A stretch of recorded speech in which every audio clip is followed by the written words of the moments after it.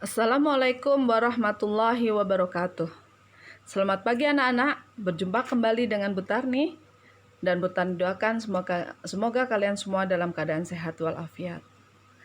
Pagi hari ini kita akan belajar tema 4, sehat itu penting. Subtema 2, gangguan kesehatan pada organ peredaran darah manusia PB1 dan PB2. Yang lalu kita sudah mempelajari tentang organ peredaran darah manusia. Di sini organ vital, organ yang sangat penting, organ yang berperan dalam peredaran darah manusia adalah jantung. Oleh karena itu, kita harus menjaga kesehatan jantung kita. Ada kebiasaan-kebiasaan yang tidak baik bagi jantung dan peredaran darah. Yang pertama, tidak bergerak aktif. Nah, siapa di antara kalian yang sering bermalas-malasan selama beraktivitas di rumah? Mungkin tanpa disadari, seharian kalian bermain game komputer dengan posisi duduk yang tidak berubah. Atau mungkin ada yang keasikan menonton video di ponsel dengan posisi duduk atau rebahan seharian. Bersantai memang boleh-boleh saja, tapi kita harus tetap aktif bergerak seperti berjalan di sekitar rumah atau melakukan kegiatan olahraga. Jadi jangan mager ya. Jika ingin bergerak aktif dengan cara yang menyenangkan, kita bisa mengajak anggota keluarga untuk berolahraga bersama di sore hari atau mungkin bisa belajar menari bersama. Yang pasti kita harus senantiasa melakukan gerak. Yang kedua, tidak memperhatikan asupan makanan. Kebiasaan makanan yang kurang diperhatikan itu juga berisiko mengganggu kesehatan jantung dan peredaran darah. Misalnya, terlalu banyak mengonsumsi makanan yang tinggi gula, garam, dan lemak, terutama lemak tak jenuh. Makanya, perhatikan juga kandungan dalam makanan dan minuman yang teman-teman konsumsi. Apalagi pada usia anak-anak, asupan gizi harus seimbang agar pertumbuhan berjalan dengan lancar. Hindari mengkonsumsi makanan tinggi gula, garam, dan lemak yang berlebihan. Misalnya, minuman instan dan minuman kemasan. Sebaiknya perbanyaklah mengkonsumsi makanan seperti sayuran dan buah.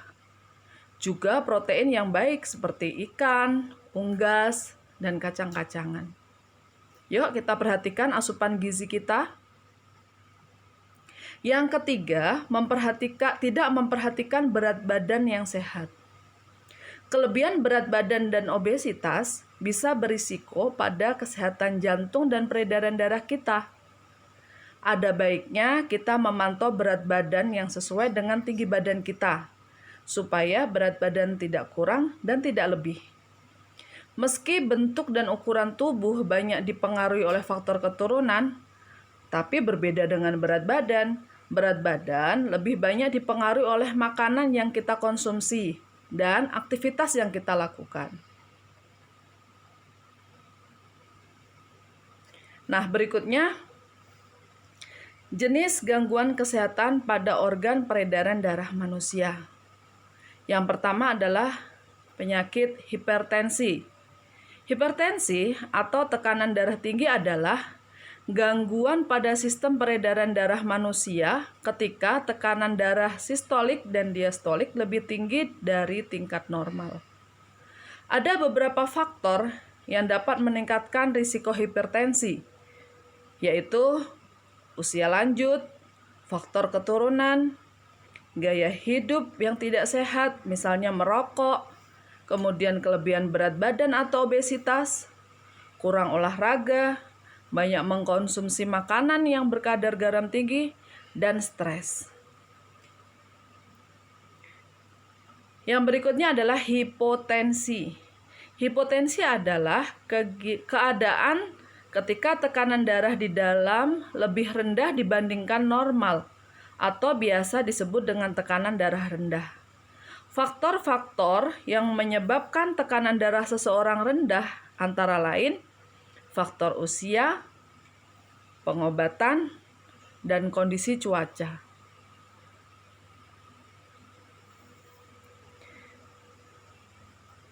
Yang berikutnya adalah cacat jantung bawaan. Sesuai dengan namanya, penyakit ini bersifat genetik dan muncul sejak lahir. Sifatnya bisa ringan maupun berat. Janin dalam kandungan tidak berkembang dengan sempurna sehingga menyebabkan organ jantung yang tidak normal, yang mengakibatkan penyakit jantung bawaan. Penyakit yang berikutnya adalah aneurisma aorta. Penyakit aneurisma aorta menyerang arteri utama dalam tubuh. Penderita penyakit ini mengalami pelemahan arteri yang memungkinkan pembuluh darah tersebut melebar.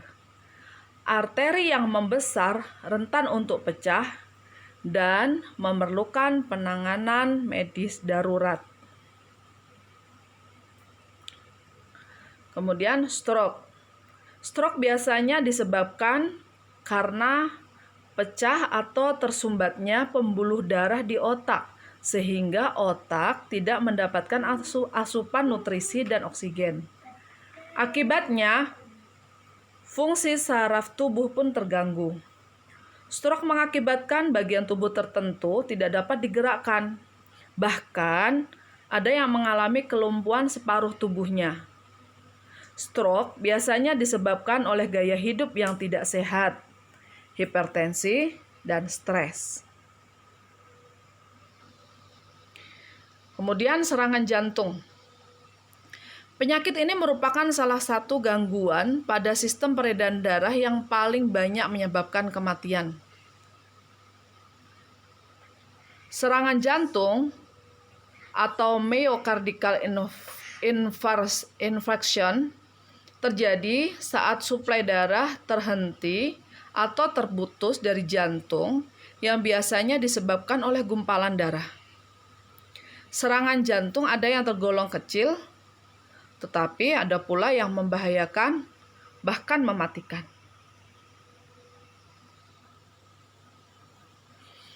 Penyakit berikutnya yang berkaitan dengan peredaran darah manusia adalah anemia dan leukemia. Anemia merupakan penyakit kekurangan sel darah merah.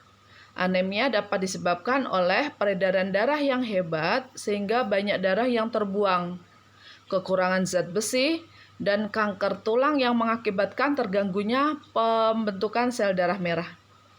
Ciri-ciri penderita anemia yaitu cepat lelah, sering sakit kepala, dan wajah pucat. Anemia dapat dicegah dengan mengkonsumsi makanan yang kaya akan zat besi. Contohnya daging sapi, daging kambing, hati, sayur bayam, kentang, dan kacang polong. Leukemia merupakan penyakit yang disebabkan oleh berlebihnya produksi sel darah putih.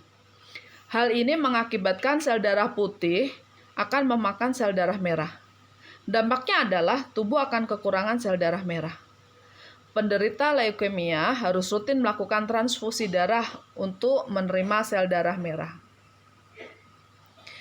Yang berikutnya kita akan belajar membuat poster tentang macam-macam gangguan kesehatan pada organ peredaran darah.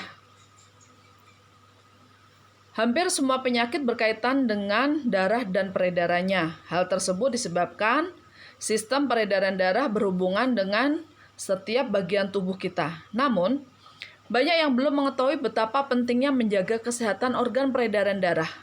Hal tersebut disebabkan kurangnya pengetahuan tentang berbagai gangguan pada organ peredaran darah. Untuk memberikan informasi kepada warga sekolah kita tentang gangguan pada organ peredaran darah, ayo kita membuat poster yang bertema gangguan kesehatan pada organ peredaran darah. Kita lihat contoh-contoh posternya.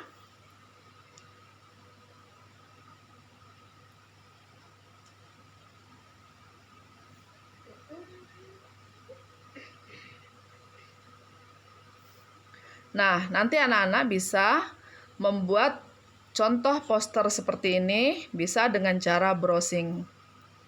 Ya, seperti itu. Jadi tugas untuk hari ini adalah kalian membuat contoh poster.